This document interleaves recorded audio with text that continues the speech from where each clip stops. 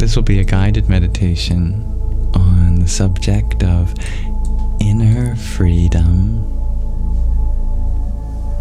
If you are interested in meditating on this with me, then I invite you to find a position that feels comforting to you. Or if you're engaged in some activity, you can let your mind wander while your body carries out whatever it wants or needs to do.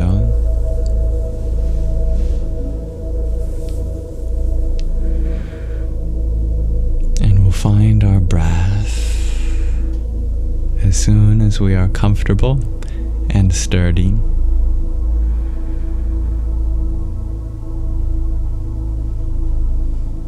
Drop your shoulders.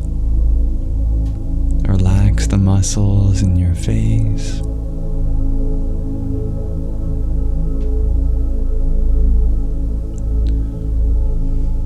Slightly curl the corners of your lips into a smile.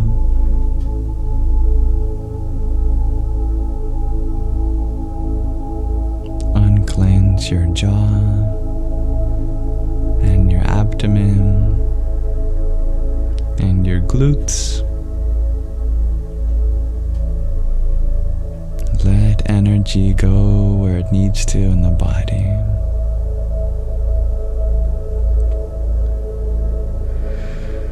Inhale deeply.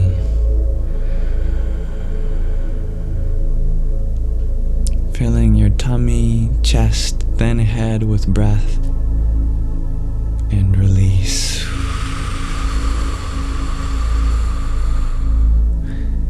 Letting yourself deflate just like a balloon. Maybe if you need to, like a whoopee cushion. That works too.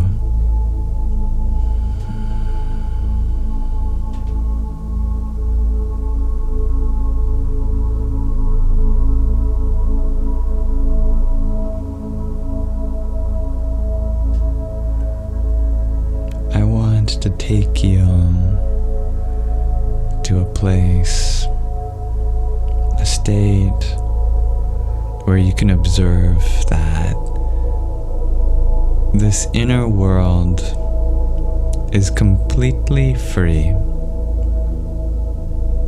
It just might have poor management at the moment.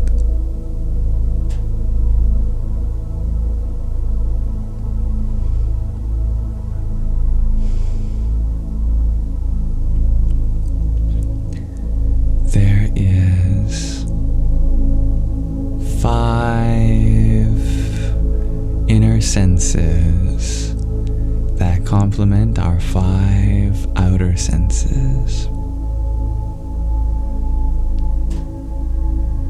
Knowing the relationship between the inner 5 senses leads to freedom, inner freedom.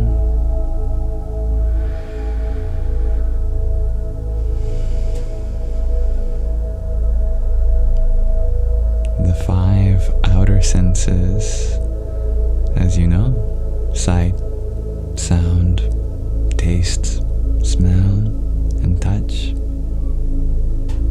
They're known as the Jnana Indriyas. The Indriyas, the senses of knowledge, Jnana, or as one word, Jnanendriyas. The inner senses, known as the Antahkaranas, the inner faculties,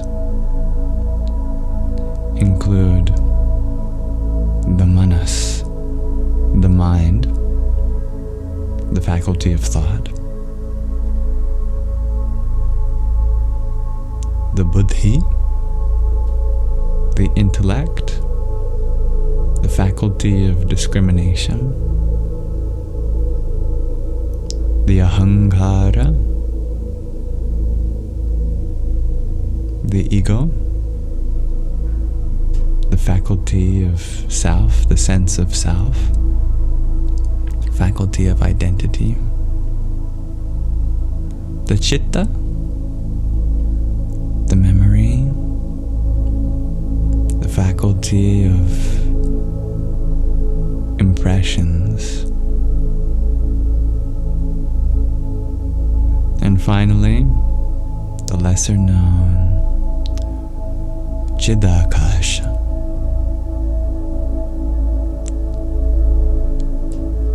The space of consciousness.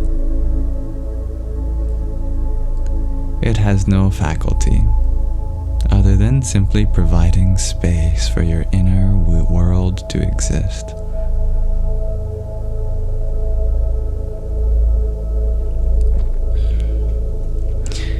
We'll work from the top down, starting from the Chidakasha, the space Akasha of Chit consciousness. Just feel that inner space. There's a whole world inside you. There's an awareness, Chaitanya, that pervades it. Feel that inner space. Just be one with that.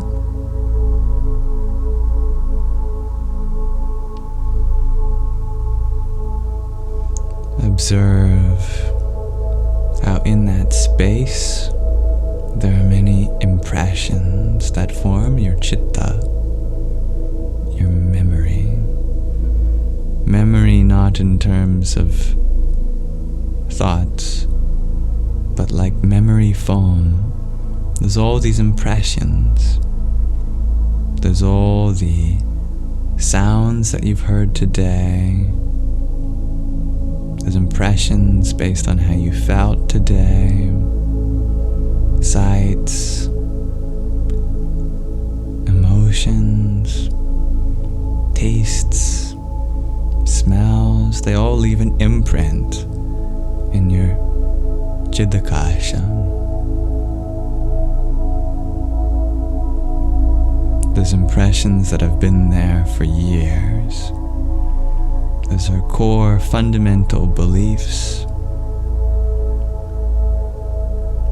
If you're wounded, traumatized, there's deep impressions that are like mental scars.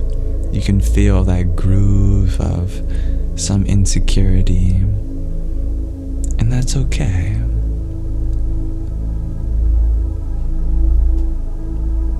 What we are in essence is something so tender, so soft, that we are so impressionable. It's your nature. Don't be embarrassed to have these wrinkles and scars. They're called samskaras, impressions. And it all smoothens out over time. It is from these impressions that informs our ahankara, our ego, not in the negative sense. This is a positive word. It's a good thing. The ahankara, our sense of self, is so important. We need it in the world. This ahankara is the impressions that you choose to identify as. Maybe you have a deep wound from childhood, but that doesn't automatically become part of your ahankara unless you choose for it to be.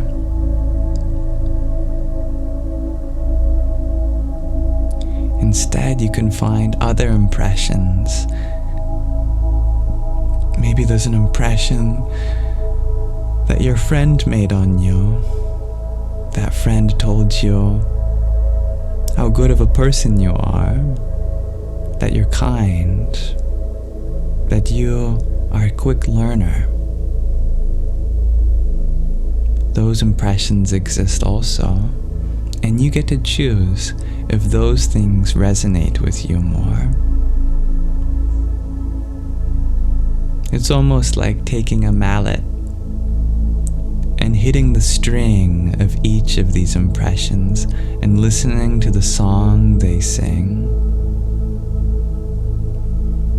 You hit the mallet of an impression of an insecurity, and it sings the song of, I am worthless.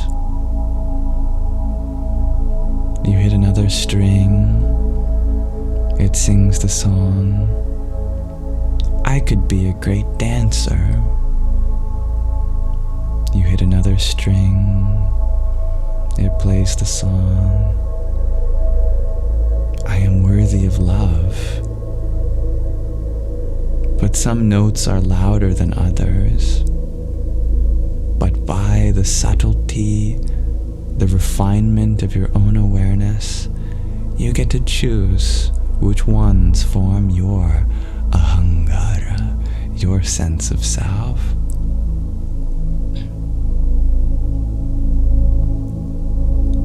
Whatever your sense of self is,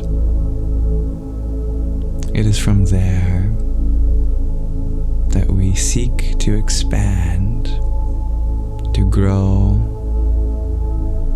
to understand. What you choose to identify with, that you see in the world. A fighter will always look for a fight. A learner will always look for something to learn. A lover will always look for love. A poet will see nothing but poetry. What do you want to see in the world? Let that be you. Whatever you then see in the world, you gain the knowledge of. A fighter learns how to fight. A learner learns how to learn. A lover learns how to love. A poet learns how to poetize. That is what informs our buddhi, our intellect.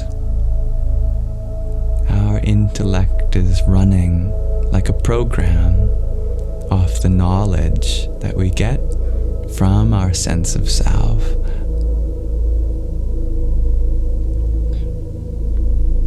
A fighter will then look at things in life in terms of decisions in a fight.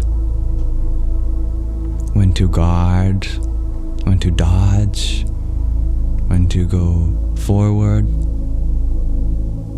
when to duck, when to reel back a punch and deal it out.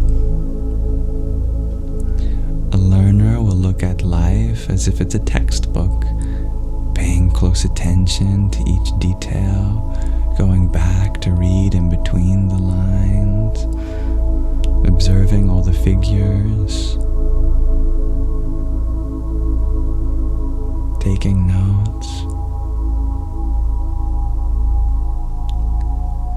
A lover will look at life like life is a romantic partner, will use what they know about love to set boundaries, to be enthralled by it, dissolve into life, to offer one's heart and soul to it, to communicate openly. And a poet, they will see the world in terms of symbolism, of allegory. They are always looking beneath the surface to get a deeper feeling.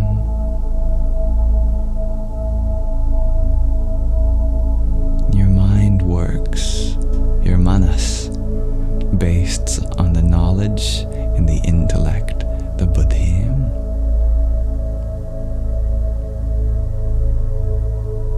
And your mind becomes a reflection of that self.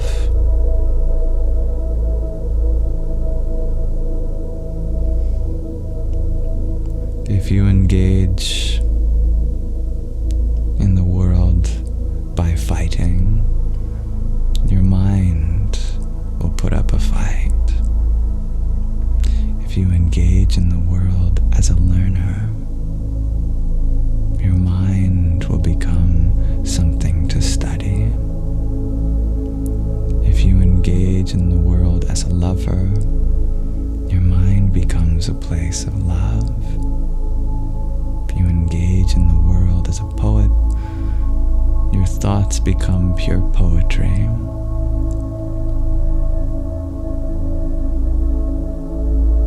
So, this is the relationship between the antahkaranas, the inner faculties. Your impressions inform your sense of self. Your identity informs your intellect. Your decisions inform your mind. From Chidakasha to Chitta to Ahankara, Buddhi to Manas, it all flows from what you pay attention to. The most powerful force that you control is your own awareness, your own field of consciousness. If you want to change the world, change your mind. And if you want to change your mind, direct your awareness to exactly what you want to see in the world.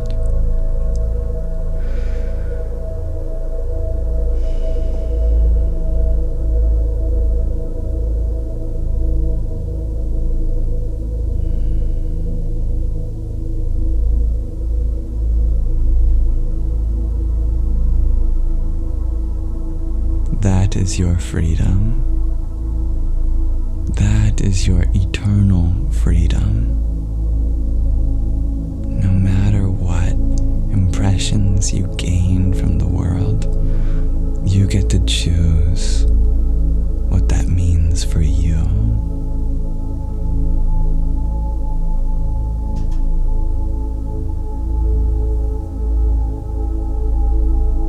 This is the highest free will.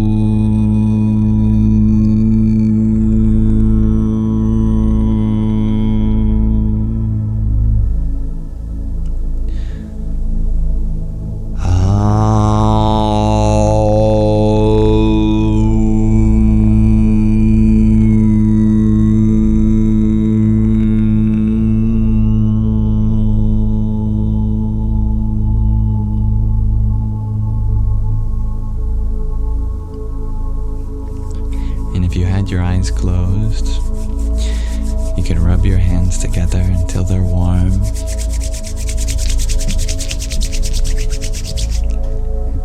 Place them over your eyes. Feel the warmth emanate from your hands and fingers. Gently rub. Gently. Gently, gently, gently. And blink a few times,